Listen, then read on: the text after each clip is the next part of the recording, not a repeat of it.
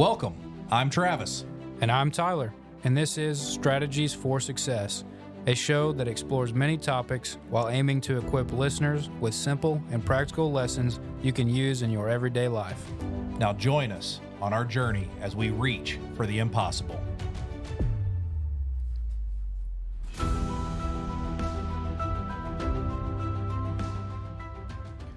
Welcome back, guys. We're excited for another episode. I'm Tyler. I'm Travis. Today's episode, we're talking about the wow factor. The wow factor. So what does that mean? The wow factor. So a lot of people would have a different definition of this. I like to think of it in a customer experience kind of way, where have you ever been somewhere that you're, say a restaurant, you're really excited to go somewhere, really excited to try some kind of food. Maybe you saw it online or something. You get there. I've never had that. Yeah. Just kidding. I like food a lot. So Me you too. get there and then the service is really bad. It's a really big letdown.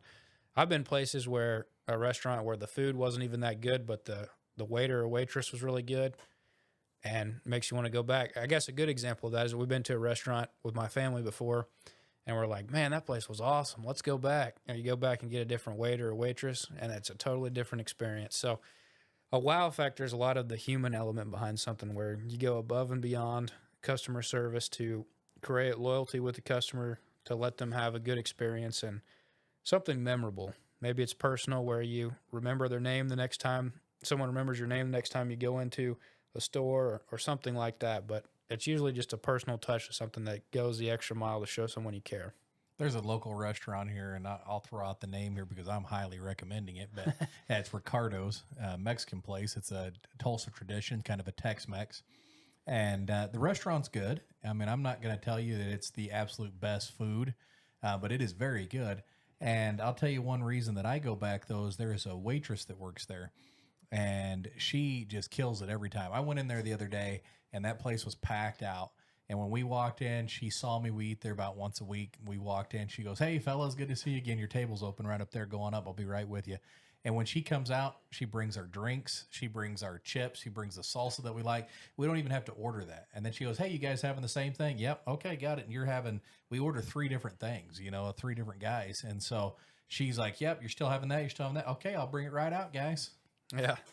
And that's an experience where the waitress went above and beyond and it's memorable. And, you think about it, he's telling us on the podcast here, but think of how many people that he takes with him to that restaurant. Think of how many people he tells about that restaurant just because she went above and beyond. So I think Exactly. that's a good example.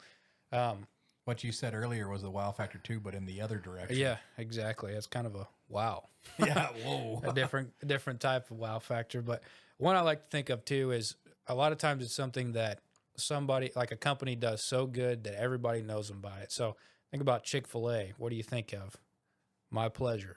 Every time, every employee that works there, when you say thank you, they say my pleasure. That's something that they're known by.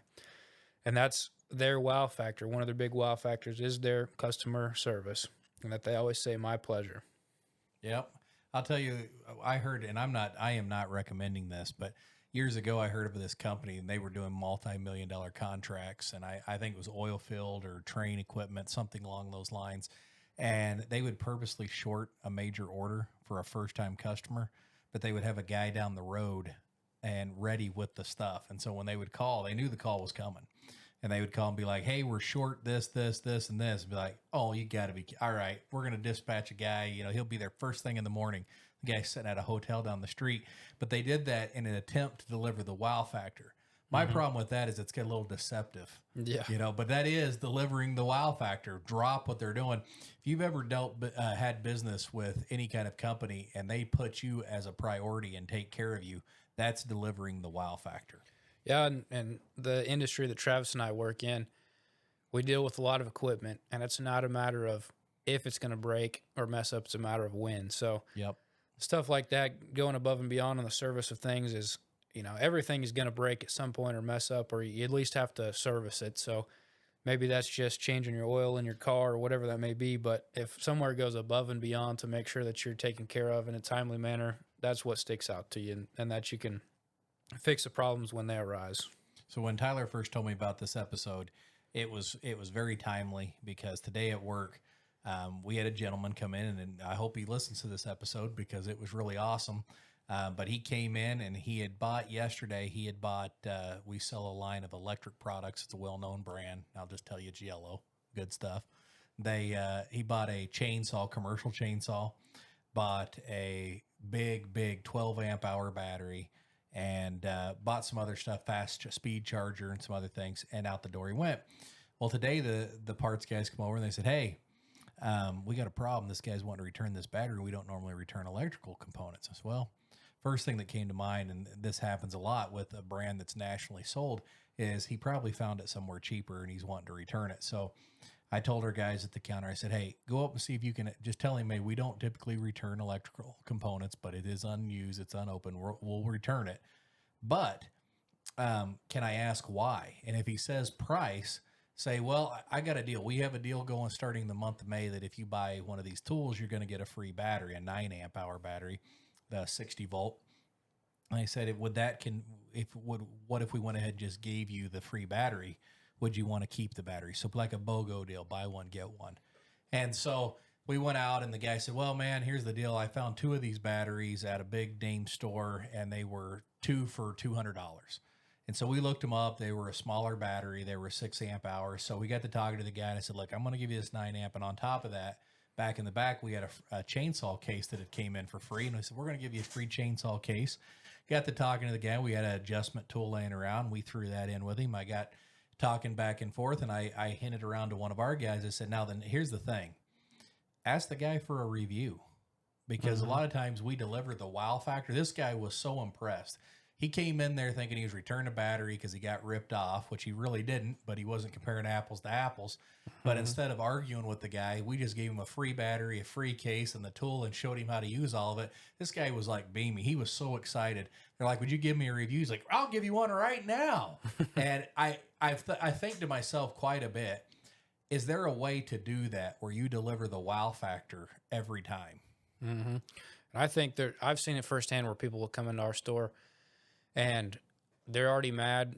Let's say, for the example that Travis used, say that guy was really mad when he walked in because he's already thinking, these people are not going to take this battery back. I've seen that kind of stuff happen firsthand where they come in and let's say their anger is at a level 7 and you're at a level 1 and they're expecting you to go to a level 7 with them and you don't. And then they're just shocked. So I think if you can, sometimes keep people calm and just do what you should do, take care of them in a timely manner. Listen to their needs. And try to come up with a solution. That's kind of a wow factor nowadays is any type of customer service. If you can do a pretty good job at it, that's abnormal, I would say. Some people think they're pretty good sales. I will tell you that you want to be an ultimate sales guy. Take an angry customer, make them happy, and then sell them a new product. That is the ultimate sales right there. And that's what service sales usually does on a daily basis. It's one of the toughest jobs in any of these dealerships. Yeah. Yeah, and I've mentioned in the past, I like golf a lot, and I recently watched the Masters tournament, and they have a lot of wow factors. They go above and beyond to keep the golf course immaculate, where it looks like there's no flaws.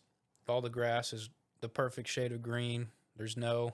Anytime someone hits a golf ball and there's a divot left behind, it's filled in immediately. And so when you think about watching that tournament, to me, there's a lot of wow factors there that make me keep coming back because I think, wow, that's just so unusual. That's so abnormal that keeps me coming back. And so thinking if you can do stuff like that to take care of people where you have something memorable, you go above and beyond to help them, they will come back.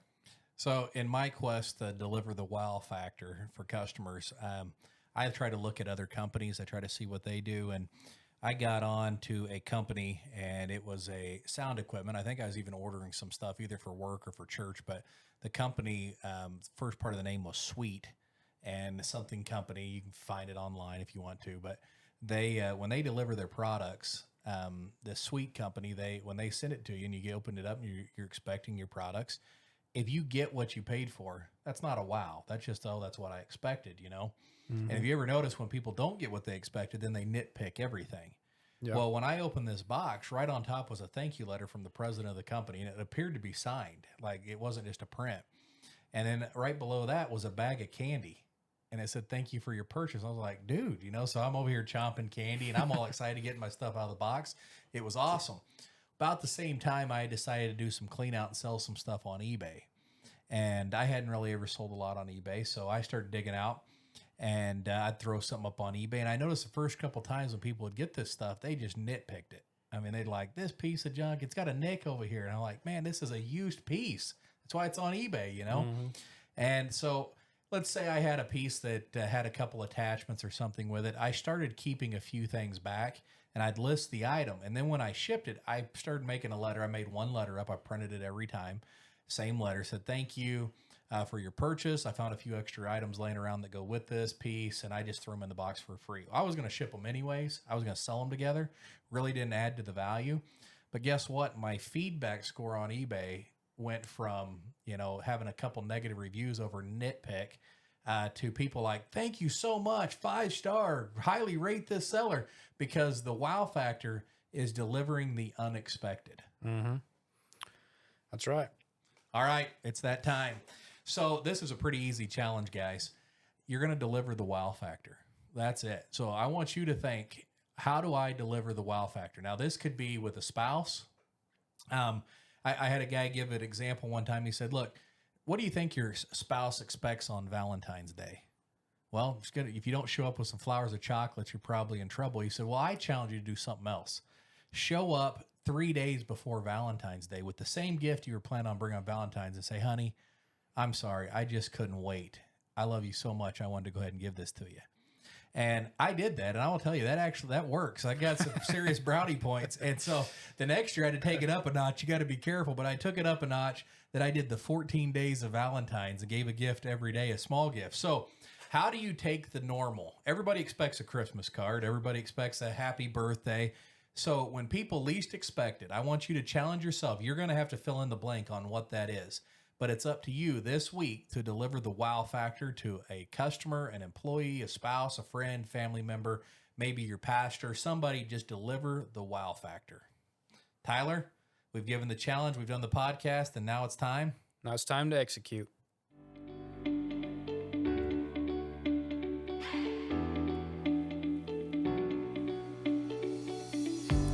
Thank you for learning with us.